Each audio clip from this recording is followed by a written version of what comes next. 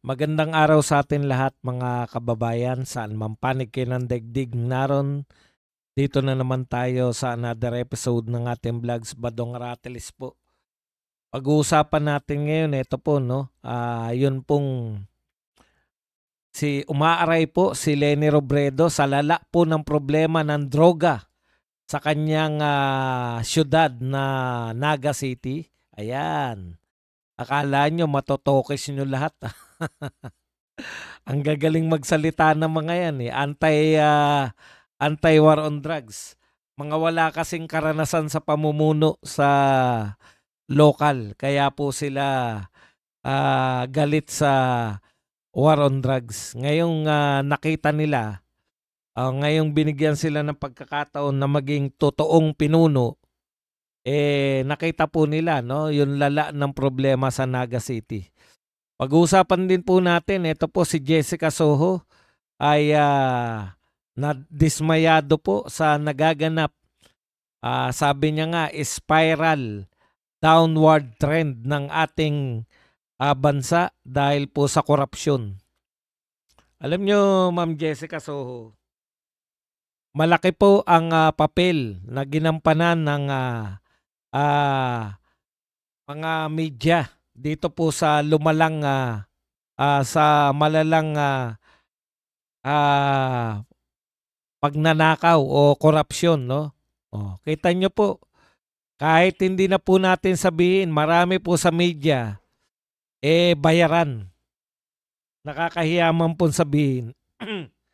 Alam ko, Ma'am Jessica, na isa kayo sa mga hindi nababayaran. Pero malaki po pagkukulang ninyo eh. Kasi hinayaan nyo po, dahil po kayo ay galit sa mga Duterte, hinayaan nyo po, wag lamang hinayaan nyo nasiraan kahit sa network mo.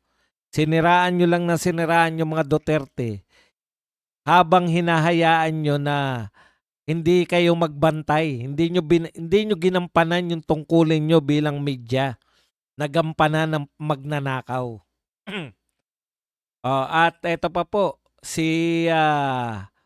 nako, tuloy-tuloy po, no? Talagang itong si Igan Arnold Clavio ay talagang tutang-tuta. Ito po, sinisiraan naman po ni Igan Arnold Clavio, yung anak po ni Bersamin na isang judge, no?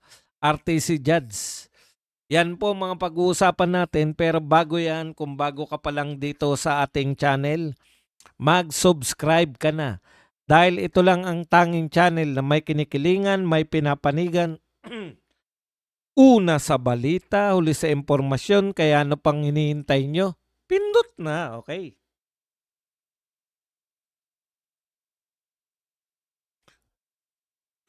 Yung mga nasa YouTube po, mag-likes lang po tayo. Huwag pong kalimutan yung pagla-likes.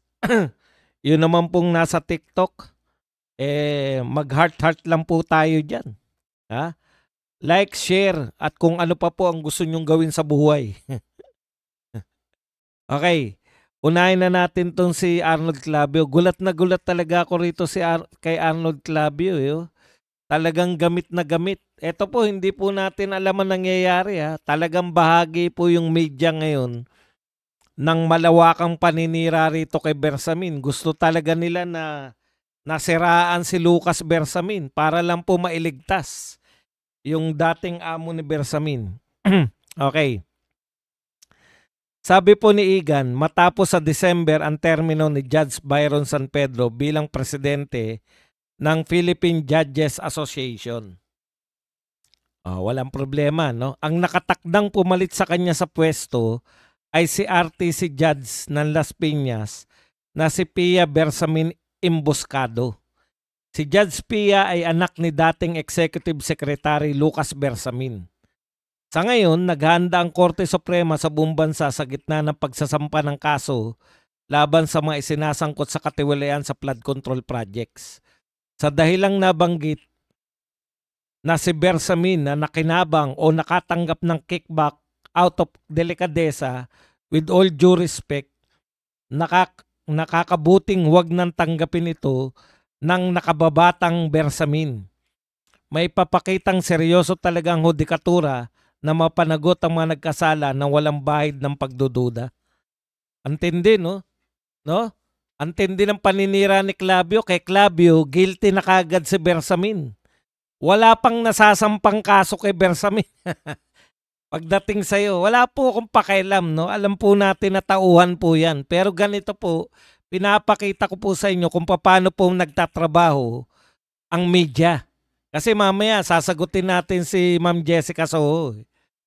Ganito po nagtatrabaho yung media. Basta inutos po, sa kanila na siraan, sisiraan po. Alam mo, Clavio, ang dami ng nagtuturo, buong Pilipinas, no?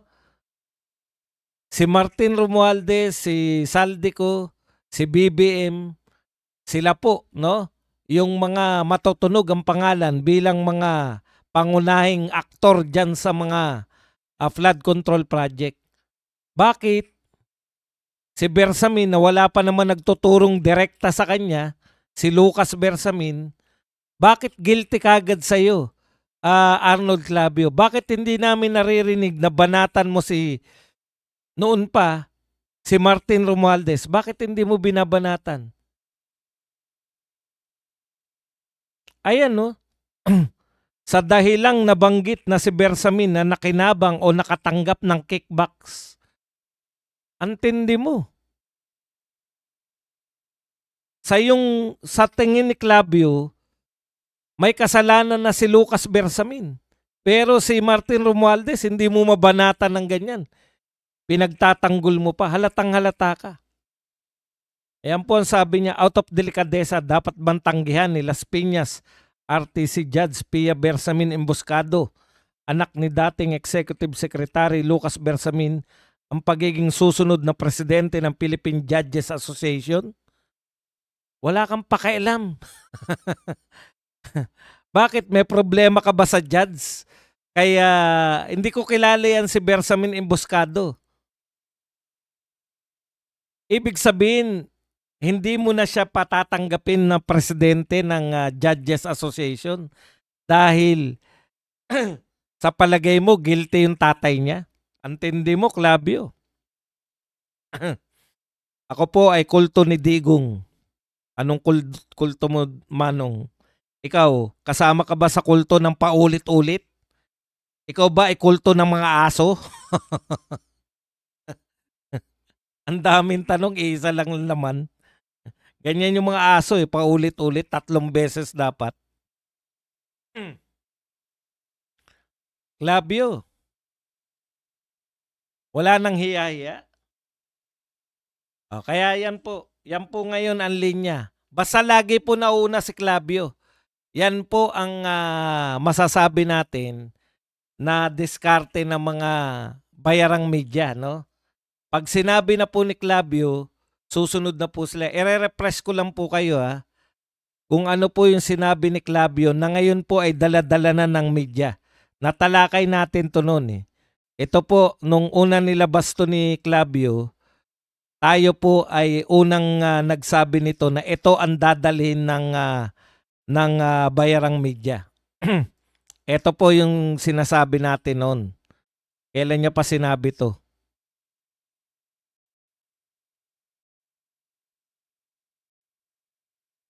Tignan po natin kung kailan yung petsa. Tapos ngayon, ito na po ang dala-dala ng media.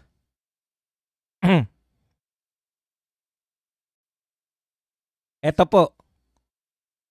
5 days ago, sinabi po to ni Clavio na si BP Duterte ay may sariling kinakaharap din na issue na katiwalian sa maling paggamit ng confidential fund.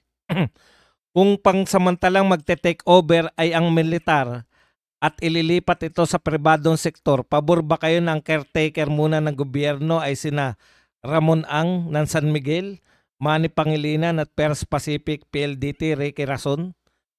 Dialogue po ni Clavio yan 5 days ago. Ngayon, yan na po ang laman ng balita ng mga ng mga taga-media. Ito po ang sinasabi na po nila. Kaya sabi na sa inyo, lagi lang pong una si Clavio. Ngayon, mapapansin po natin, ayon po kay Clavio, sisiraan na nila si Bersamin. Pati anak ni Bersamin, sinisira na nila. Okay.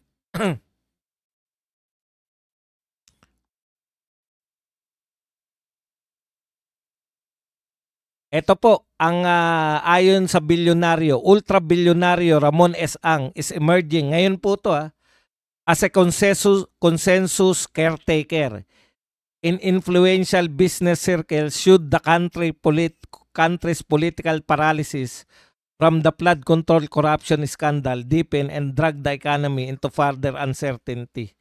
Okay, ang gusto po ng mga media, dala-dala po ng media, na humawak po ng Pilipinas si Ramon Ang. Hindi po si BP Sara Duterte kung sakali pong ayaw na ng tao kay BBM.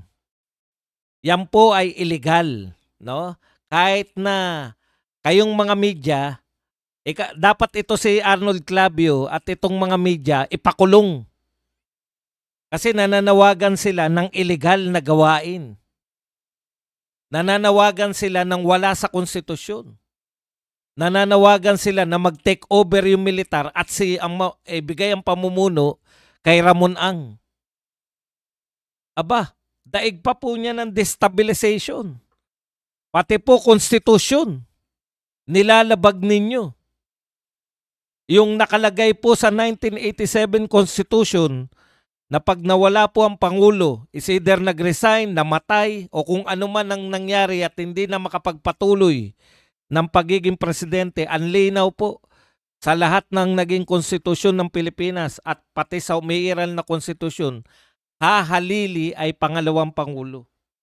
Pinapauso nitong mga bayarang media na dapat ang humalili ay si Ramon Ang. Hindi nyo ba iimbestigahan yan si Ramon Ang tsaka tong mga bayarang media?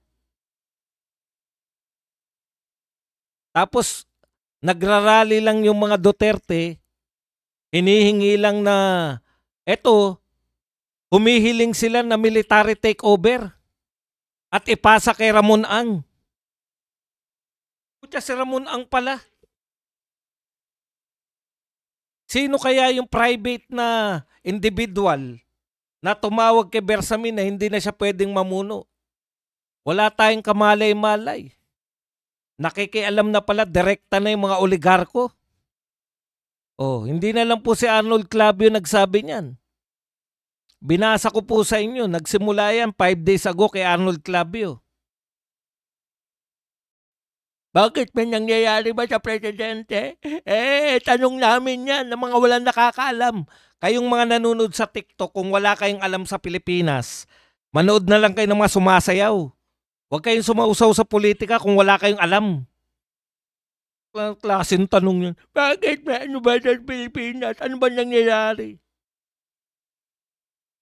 TikTok.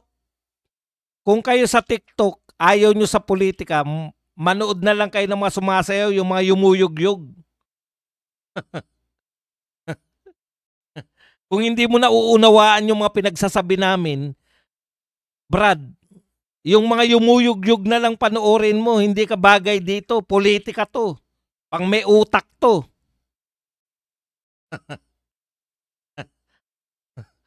Oo, ganyan ang banat ko. Dahil politika to. Hindi mo ba naintindihan? Doon ka na lang sa mga yumuyog-yog.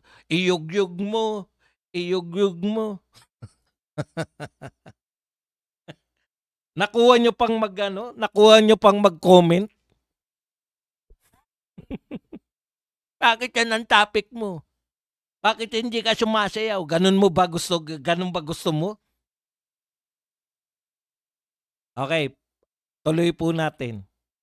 Yan yung point natin . Mali po yan.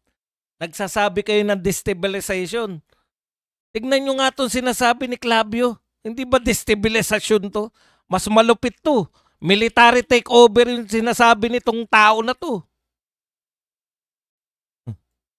Ulitin ko yan Kung ang pagsamantalang magte-take over ay ang militar, nananawagan ka ng take over ng militar, Clavio?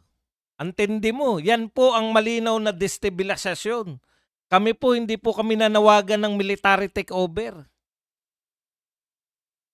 Nananawagan po kami na papanagutin ng mga magnanakaw. Malala pala to si Clavio eh. Tapos si Ramon Ang. Ganon din yung Bilyonaryo Channel, pati po yung politiko. Ano kayo? Sinusuwerte? Kaya nga may vice president eh. Tapos papalitan nyo si Ramon ang gusto nyong pamunuin? Bakit kayo nagpapasya? Tao ang magpapasya, hindi si Ramon Ang. Yan po ang dala-dala ngayon ng mga bayarang media.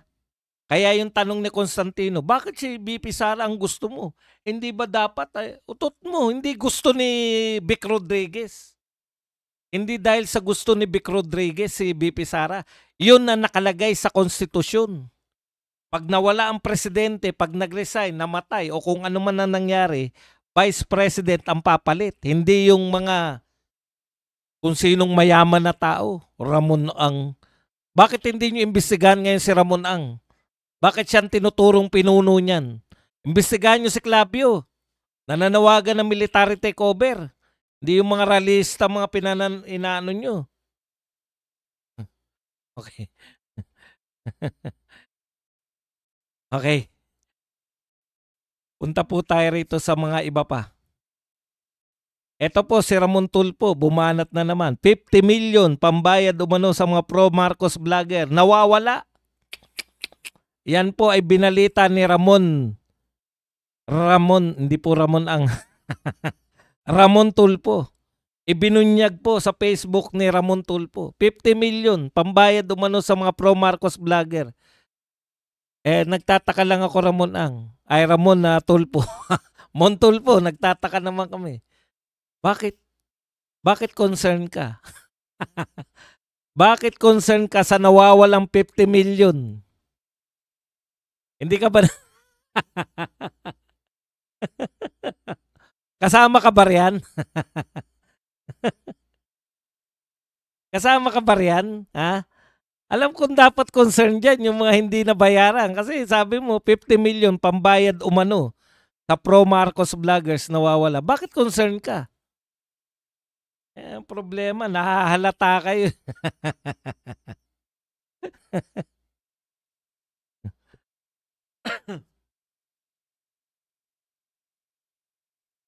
Ito maganda 'tong sinabi ni Sasrogando. Minsan may mga mga banat to na nagugustuhan ko. Teka lang ha.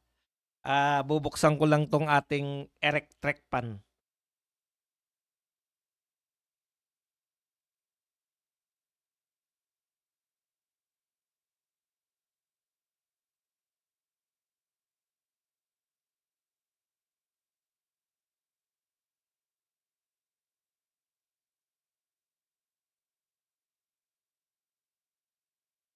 Okay. Sabi ni Sas, Lacson's version of the story that BBM didn't know about the insertions made by his underlings is only believable if BBM didn't declare in January 2025 that he read and fully reviewed the 2025 budget thoroughly before signing it. Tama. Ha? Si BBM nagsabi niyan na 4,000 pages, inisa-isa niya bago niya permahan. Ngayon, paano maniniwala? At isa pa, Lacson, kaya kawawa si Lacson dahil si Lacson akala niya naliligtas niya si BBM, pero actually pinapahamak niya si BBM. Bakit? Una, inaamin ni Lacson na meron talagang nakawan na naganap. Meron talagang pumorsyento, hindi lang nga sa BBM. Mga Yusek daw sa Malacanang ang namorsyento. Ibig sabihin, nalusutan si BBM ng mga namumorsyento, hindi niya alam. Paano na lang yung bilyon-bilyon niyang intelligence fund? Wala palang silbi yun. Kasi hindi niya nalalaman. Di ba? Nakakahiya po yun. Ito po, may paparinig lang ako sa inyo. Pahiya na naman po dito si Auntie Claire. Auntie Claire naman kasi, sanay na sanay ka na napapahiya. Ito po, ABS-CBN. Naku, matapang tong batang to. No, pakinggan po natin yung sinabi po ng batang ito, taga ABS-CBN. Teka, makikinig.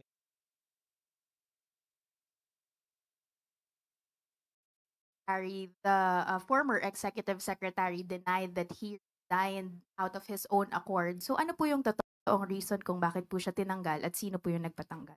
Muli, binanggit na po natin ang ating sagot at sila'y nagkausap na po at sinabi nga po natin, pabayaan na po natin at sila naman po ay nagkausap na. I'm sorry, hindi namin pwede pabayaan because the taxpayers who are funding the government are actually paying salaries. This administration is actually asking for the truth from the palace. Bakit po tanggal executive secretary? Durog. Oh, 'di ba? Ang galing na reporter, oh. Sabi, ang tinanong kasi si Auntie Claire, sa mga hindi po nakapakinig, tinanong si Auntie Claire nitong taga ABS-CBN, bakit sabi niyo po nag-resign, bakit po pinagbitiw pala? Sino po yung Sino po yung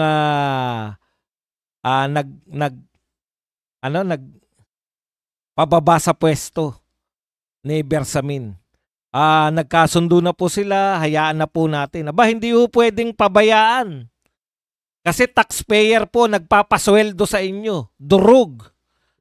Taxpayer nga naman nagpapasweldo. Kaya dapat malaman namin ano dahilan, bakit nyo tinanggal si Bersamin. Maganda yung katanungan. Hindi po pwedeng bayaan. Nasana yan si Auntie Claire na bayaan nyo na yan, huwag nyo nang pakialaman. Barado ka ngayon dito sa Batang-Batang Reporter. Hindi po pwedeng pabayaan lang. Ano ang dahilan? Bakit nyo sinipa si Bersamin? Dapat may paliwanag. Tama yung sinasabi nito yung reporter dahil taong bayan ang nagpapasweldo sa inyo. Kung tinanggal nyo si Bersamin, dapat sabihin nyo, bakit nyo tinanggal? Nagnakaw ba si Bersamin? O masama lang loob nyo dahil sa hilatsan ng pagmumukha ni Bersamin? Sabihin nyo. Pahiya na naman si Auntie Claire. Hindi po pumayag yung reporter na hindi sagutin. Hindi ko po masasabi kung sino po nagpatanggal sa kanya. Binanggit ko po kanina na hindi ko po alam kung sinong kausap niya. Eto po hindi niya alam kung sino yung kausap, hindi ko alam kung sino yung nagpatanggal. Eto ang tanong ko dito sa palasyo ng Malacanang. Bakit po meron pa palang ibang nagtatanggal? Kasi si President Marcos po ang pinakamataas sa Malacanang. Supposedly, Vice President yung pangalawa. Kaya lang, hindi na nila kasama sa Malacanang si VP Sara, kaya echepuera na. Ang susunod pong pinakamataas na opisyal sa Malacanang, President Marcos, Lucas Bersamin na. Ngayon, bakit po pinag-uusapan natin na hindi nyo alam kung sino nagpatanggal? Hindi ba si President Marcos lang ang dapat magtanggal? Inaamin mo ba, Auntie Claire, na may iba pang puwersa maliban sa presidente? Ang alam naming binoto namin, President Marcos. Kung may iba pang puwersa dyan, maliban sa presidente, tapatin nyo kami. Dahil tama yung sinasabi ng ABS-CBN reporter, pasweldo namin kayo. Bakit may tinatago kayo? Bakit nagtatago kayo ng powerful na tao dyan na hindi namin kilala?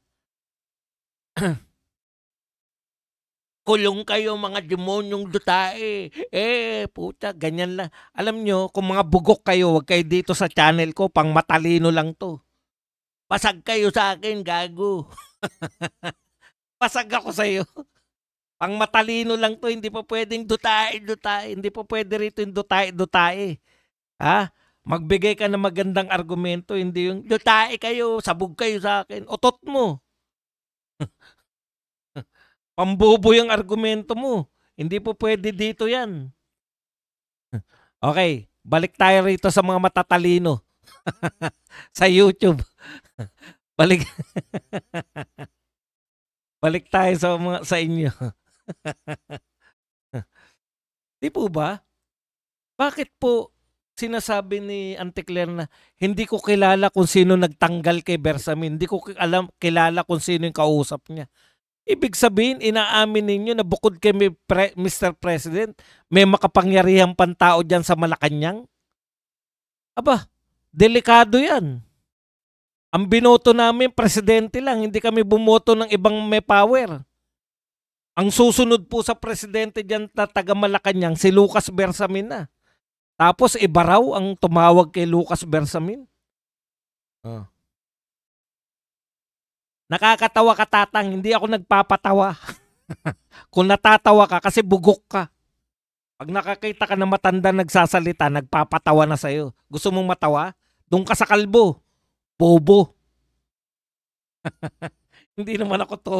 Hindi naman ako bobo. Hindi naman ako kalbo pala.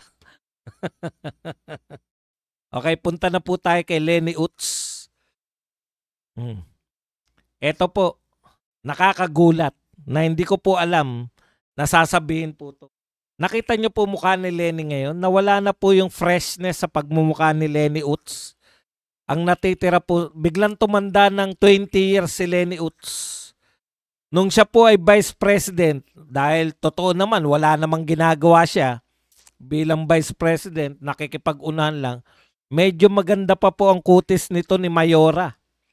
Ngayon pong mayor na talaga siya, totoo pong may hinahawakan ng mga tao at lugar, yung Naga City.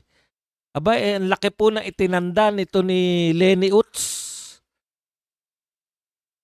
Ibang klase po. Ibang klase po to si Lenny Utz. Ito po ang sinabi po ni Lenny Utz sa kanyang pamumuno. Naga Mayor Lenny Robredo na bahala. PNP asset tinuturong pangunahing drug personality sa isang barangay, pati high school students na dadamay na.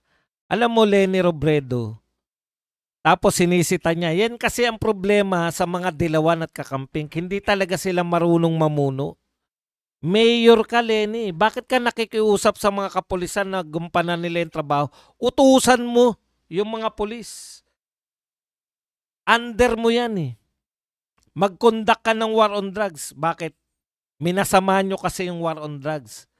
Diba? Ngayon, nung mayor ka na, nakita mo yung silbi ng war on drugs. O, ano po mga sinasabi ni Lenny Robredo ngayon? Nakakahiya po. Sabi po ni Lenny Robredo, grabe ang problema sa drugs dito kahit sa City Hall mismo. Nung nagkaroon kami ng assessment dito, ang pakiramdam ko talaga is they are not doing enough. Hindi raw po nagtatrabaho ng maayos yung mga kapulisan niya. Nakukulangan ako. Yan na naman yung mga term ng mga dilaw eh, no? Nakukulangan ako sa programa ng syudad tungkol sa drugs. Di ba ikaw ang mayor? Nakukulangan ka? Di ikaw Ay nako. Ayan ang problema ng mga angal lang ng angal. Pag sila na nakaupo, umaangal pa rin. Yan yung problema, yan yung katangian ng mga taong walang kakayahan. Pati po pag kita mo si BBM. Ano problema ni BBM? Ang lawak ng korupsyon. Nagagalit si BBM dahil napakalawak ng korupsyon. Umaangal siya sa korupsyon sa kanyang gobyerno. Gobyerno niya yan eh. O inaangalan niya malawak daw masyado yung nakawan sa kanyang gobyerno. O, eto naman. Kita mo, sabihin niya, nakukulangan ako sa programa ng syudad tungkol sa drugs. Diba? Ikaw ang mayor. Nakukulangan ka. Paano pa mga tao dyan?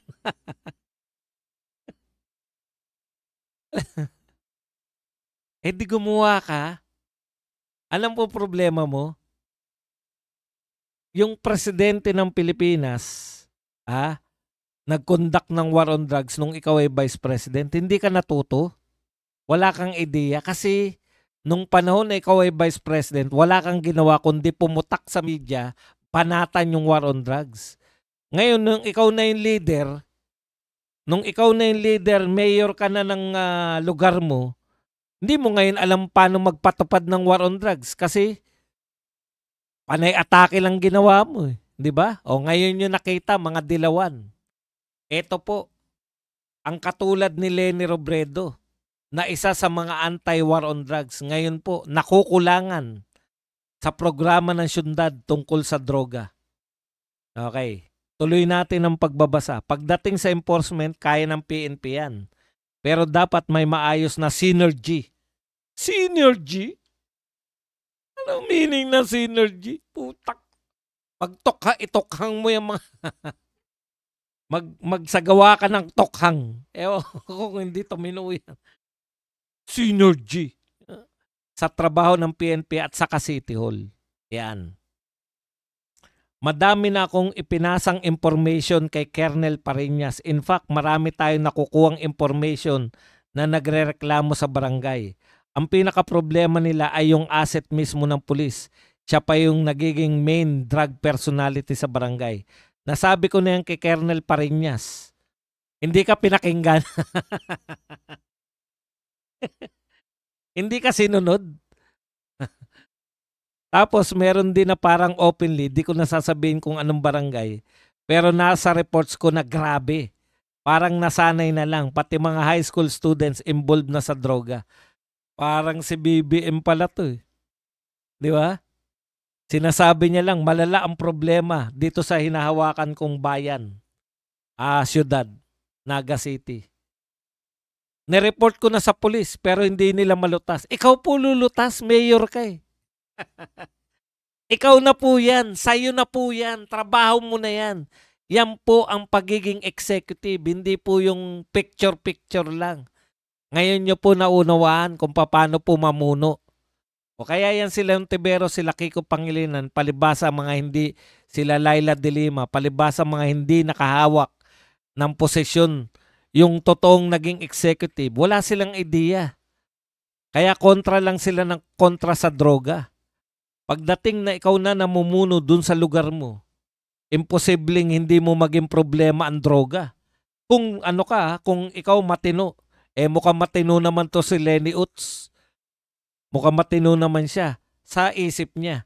Pero, dahil wala siyang kakayahan, nag-OJT ka na kay Digong, wala ka natutunan, dahil bulakbol ka, mahilig ka lang magpa-preskon, hindi mo natutunan kung paano tinatrabaho yung war on drugs. Diba? Yan yung sinasabi natin eh. Paano na lang kung magiging presidente yan? Aangal lang din. Parang si BBM part 2 lang yan. Aangalan niya lang. Malala ang problema. Dapat may makulong. Putya, siya pa eh. Ikaw nga presidente, ikaw nga pinuno ng mga yan eh. Lumala nga dahil sa'yo eh. Ginawa pa siyang drug czar, pero nagpa-interview lang na nagpa-interview. Yan po ang kahinaan ng mga dilawan at mga kakamping. Magagaling sa dakdakan, pero sa gawa, wala. Ang uhusay niyan, dumakdak. Pero pagdating sa wala. Sa aktwalan, wala pong mga binatbat. Paano? Hindi mga naging pinuno. Ang alam lang nila, bumanat ng bumanat. Siya na mayor, binabanatan pa yung kanyang chief of police. Na wala raw ginagawa sa droga. Isa pa, Lenny Utz, mayor, mayora. Isa pa. Bakit namumblema ka? Samantalang si BBM, meron siyang polisiya na bakit hindi makakilos maayos yung mga kapulisan? Meron kasing polisiya ngayon na bloodless war on drugs. O kaya, pag nakadali sila ng mga drug lords, masisi pa sila ng gobyerno. Makasuhan pa sila. Correct. Hindi mo nga kaya isang city. Gusto mo pa maging presidente ng Pilipinas? Maawa ka naman.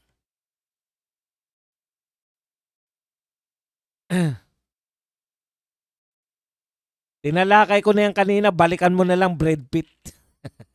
Hindi pwedeng ulit-ulit tayo. Okay. Yan yung una kong tinalakay. Punta po tayo rito kay Jessica Soho. Ayan. Sabi po ni Jessica Soho, 61 na ako. Yun pa rin ang kinocover kong issue. Veteran broadcast journalist Jessica Soho revealed that her greatest fear is the country's recurring political and economic problems, pointing out that she's been a journalist for a long time but is still covering the same corruption from the 1980s. Alam mo, Ma'am Jessica, no? Sige, sabihin pa natin. Yung nabanggit ko kanina, yung downward spiral, yung magtutuloy-tuloy itong masamang sitwasyon sa ating lipunan, yung hindi na tayo makaahon, nakakatakot. Dapat lang na matakot ka. Kasi malaki ang papel ninyo. Hindi nyo trinabaho yung trabaho ninyo bilang journalist at bilang media. Ito po, yung mga kurakot, okay na sila. They can leave anytime. Ang dami na nilang nakurakot na yaman. Pagpapatuloy po ni Jessica. So, paano naman tayo? Yung mga araw-araw nagsusumikap mabuhay para sa ating bansa. Ito pinakamalupit sa lahat eh. Totoo po ito, sinasabi ni Jessica Soho. Yung ansama ng reputasyon ng Pilipinas. Ganito kalala, no? Kahit na ano pa pong pagyayabang ni Auntie Claire at saka ni Gadon na maganda raw yung takbo ng ekonomiya ng Pilipinas, ito po ang katotohanan. Yung ang sama ng reputasyon ng Pilipinas, lumayas yung mga investors, nagkaroon ng capital flight, bumagsak yung ekonomiya. Na-survive naman natin pero sana wag naman magkaroon ng round 2, tama na. Kasi 61 na ako, ito pa rin ang kinocover kong issue. Pahirap na pahirap ang buhay. Ayan po ang mga binitawan ng pananalita ni Jessica Soho. Naniniwala ako sa sinabi mo, Jessica Soho. No? Palala ng palala, may capital flight, pagsak ang ekonomiya, ang piso natin naabot ang pinakamababa sa panahon ni Marcos. Yung ating foreign direct investment, pinakamababa buhat nung nagpandemya. Imagine niyo, pandemya lang yung katapat nito. Malupit nito pag lumala pa tayo sa pandemya. Yung ekonomiya natin. Ang laki po ng minana ni Marcos. Nagmana si Marcos ng konti na lang yung insurgent. Marami ng lugar yung insurgent free na. Marami na po na yung nabawas na droga. Mga adik. 6 na taon na walang nag-adik. Tapos may build. Wala po, hindi natuloy. Ngayon, sisisihin namin kayo, media. Alam ninyo, hindi kasi kayo nagbantay. Kayo dapat ang magbabantay sa mga magnanakaw. Ano ang ginawa ninyo? Sinakyan ninyo yung mga magnanakaw sa kanilang diversion. Habang pinabanatan nila si BP Sara, kayong media, nakabantay kay BP Sara, isa kayo sa mga naghanap kay Mary Grace Piatos na alam naman ninyo na wala naman pong ninakaw na pera si BP Sara. Cleared na nga sa COA eh. Diba? Sa mga media na lang at sa mga loyalista at mga kakamping dilawan, mayroong kasalanan si BP Sara. Pero sa COA, cleared na. Impeachment, cleared. Sa inyo na lang, sa malilikot niyong pag-isip. Dapat, Ma'am Jessica, no? Ikaw ang manguna. Diyan sa media. Linisin niyo yung media. No? Diyan na lang sa GMA7, tanggalin ninyo yung mga bayarang media sa GMA7. Malaki na maitutulong mo. Totoo. Kasi kayo ang laking bagay ninyo eh. Kayo ang nagkonsinti sa pagnanakaw. Alam ninyo na may nagaganap na nakawan, pero pilit nyong pinasasama yung mga Duterte na wala namang katuturan. Kailan pa naging masama ang war on drugs? Pero sa tingin ng media, pinakamasamang tao na si Duterte dahil nag-conduct siya ng war on drugs. Diba? Kayo ring media, eto na lang eh. O siguro, kasi may mga namatay sa war on drugs. Sabihin natin, eto na lang, Ma'am Jessica, hindi ba kasama yung GMA na nagpapasama noon sa sa Dolomite Beach. Napakagandang proyekto. Pero kung siraan ninyo yung Dolomite Beach, ganun na lang. Parte kayo niyan, GMA7. Alam namin yan ng mga taga Dolomite. Yan po ang sinasabi ko sa inyo.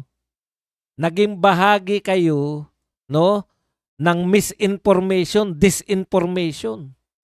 Hindi nyo ginampanan yung trabaho nyo na magbantay kayo ng mga magnanakaw. Yung wala namang problema, yung wala namang ninakaw, pinantayan nyo lahat. Yan ang pinakamalaking yung kasalanan sa taong bayan, media.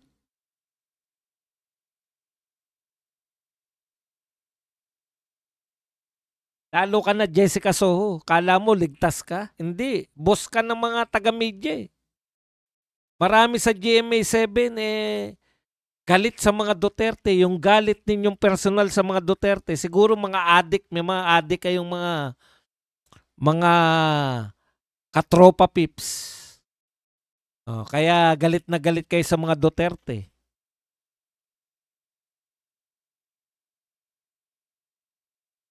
Bakit makukulong si Tatay Digong kung wala silang kasalanan? Kasi tanga ka, hindi mo naintindihan kung bakit. Kahit ulit-ulitin ng mga Duterte na kinidnap si Tatay Digong, hindi ka maniniwala. Akala mo lahat na nakukulong ay ay may kasalanan. Di mo ba alam yun? Na hindi lahat na nakakulong ay may kasalanan? Bakit nakakulong si Digong kung walang kasalanan? Kasi sa TikTok ka lang nanonood. Ang pinanonood mo yung mga yumuyug-yug. Bigla mo nilipat sa politika. Paano mo maunawaan? Ang pinanonood mo sa TikTok, yung mga yumuyug-yug ng mga... manood ka lagi sa akin na maunawaan mo ang lahat. At ng pupan tatay, bakit nakakulong si Tatay Digong ko? Si Kristo nga pinako sa krus eh. Kahit walang kasalanan eh. Anong klaseng tanong yan? Alam mo naman ang sagot. Yung mga pantangan tanong, hindi ko na sinasagot yan. Pilosopo ba ako? Oo. Para maranasan nyo naman na hindi lahat ng mga nagsasalita sa TikTok ay tangang katulad nyo. Bakit nakakulong kung hindi nagnakaw? Puki ng... Kung walang kasalanan, bakit nakakulong? Si Kristo nga, pinako pa sa krus eh. Kukwestiyonin mo yung pinakulong.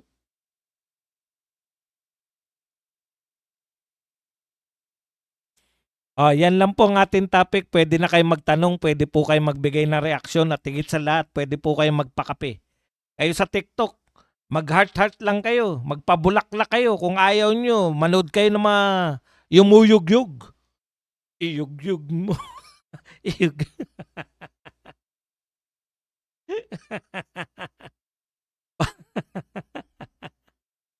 Para po tumalino kayo, makinig po kayo rito araw-araw ha. Ayan, hindi ko naman kayo sinisisi kung bakit ganyan ang tanong nyo kasi nasanay kayo ng mga pinanonood nyo yung mga, wala na, presidente pa rin si Marcos. Yun lang pinagmalaki, presidente pa rin si Marcos. Nakakulong pa rin si Digong niya, presidente pa rin si Marcos. Para palang si Kristo si Digong kaya pinasok. Opo, kumuha ng mabuti, pinarusahan. Yan po ang katotohanan. Kita nyo, naunawaan nyo na ngayon. Hindi lahat ng kinukulong ay makasalanan.